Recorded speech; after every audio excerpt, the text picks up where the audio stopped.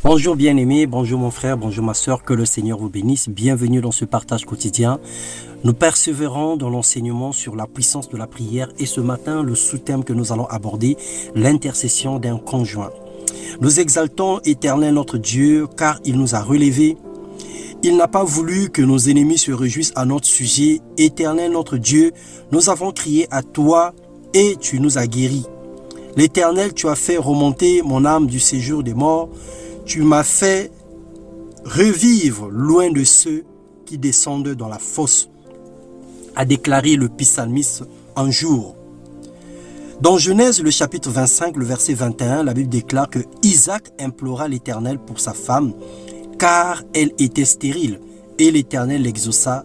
Rebecca, sa femme, devint enceinte. Le Seigneur nous dit d'ailleurs que qui vous fera du mal si vous appliquez avec zèle à faire ce qui est bien. Et même s'il vous arrivait de souffrir parce que vous faites ce qui est juste, vous seriez heureux. Un homme est censé exercer une autorité responsable vis-à-vis de sa femme. Le pouvoir que Dieu lui a conféré suppose une prise en charge, une protection et un soutien multiforme sans intérêt. C'est le rôle que Dieu confie à tout conjoint, à tout mari, à tout époux.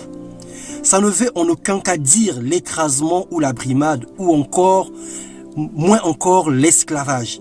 Un homme qui craint Dieu, prie régulièrement pour sa femme, dérange le ciel pour le bien-être de sa bien-aimée. Vous de même, mari, vivez chacun avec votre femme en faisant preuve de discernement. Elles ont une nature plus délicate. Traitez-les avec respect. Elles doivent recevoir avec vous la vie que Dieu accorde dans sa grâce.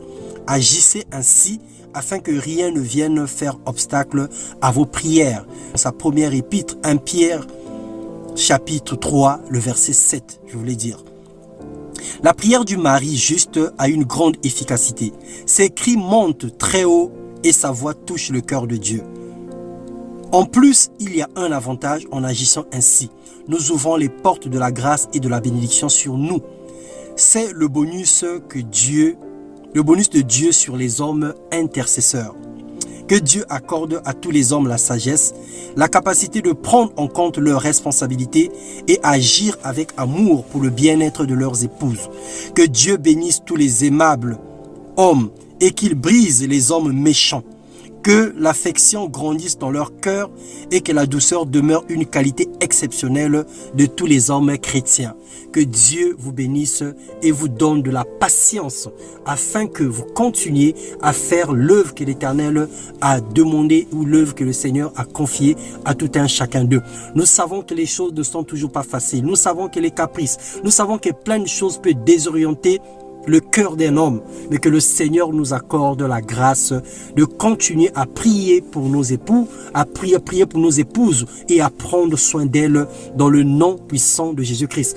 Soyez des bons maris, soyez des bons époux au nom de Jésus-Christ.